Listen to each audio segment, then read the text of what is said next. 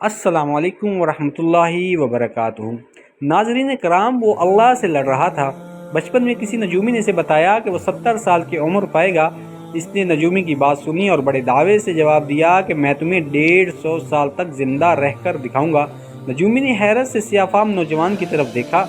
نوجوان بولا، افسوس، تم مجھے 150 سال تک زندہ نہیں دیکھ سکو گے کیونکہ تم مجھ سے 100 سال پہلے مر چکے ہوگے۔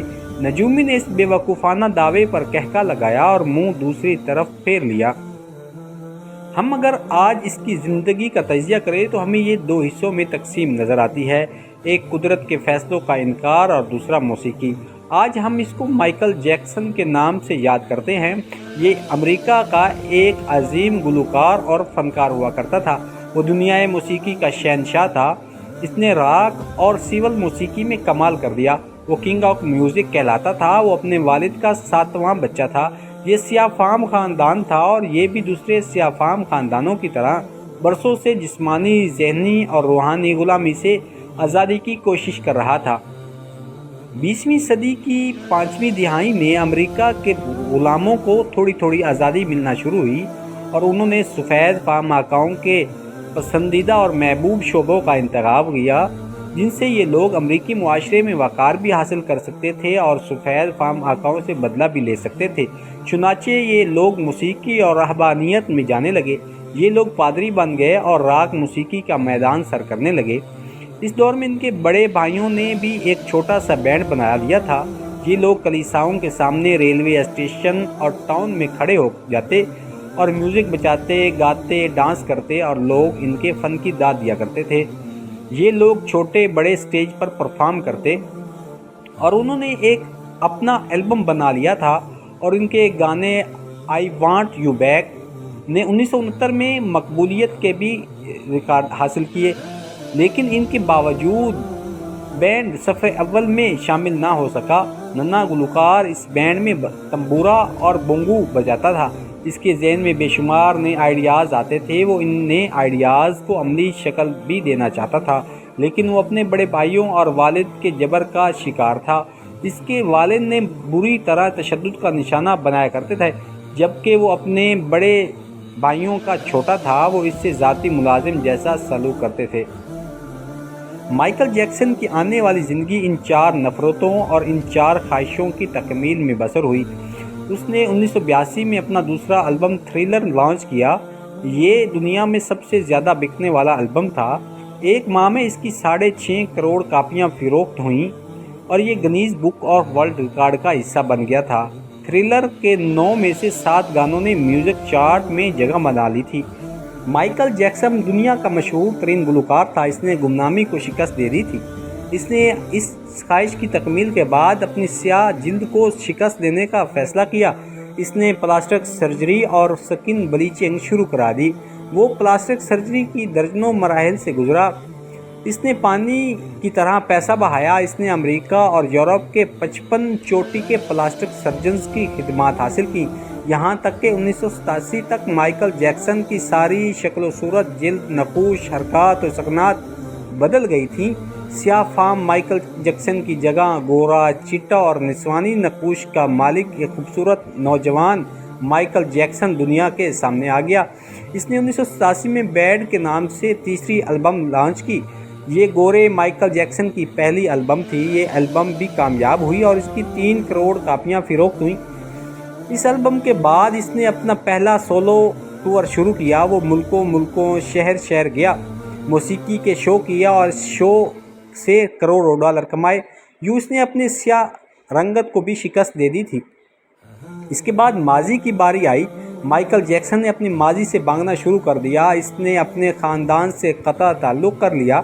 اس نے اپنے ایڈریسز تبدیل کر لیے۔ اس نے کرائے پر گورے ماں باپ بھی حاصل کر لیے اور اس نے اپنے تمام پرانے دوستوں سے بھی جان چھڑا لی۔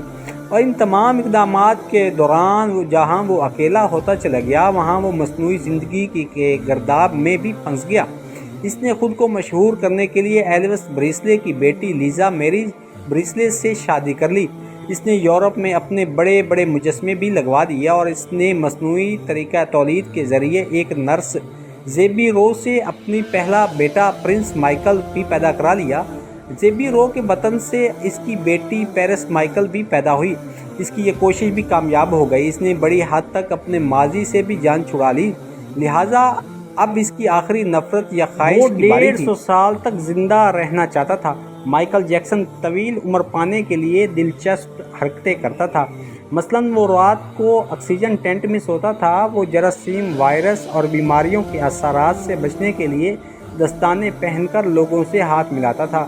وہ لوگوں میں جانے سے پہلے منہ پر ماسک چڑھا لیا کرتا تھا۔ وہ مخصوص خوراک کھاتا تھا اور اس نے مستقل طور پر 12 ڈاکٹر ملازم رکھے ہوئے تھے۔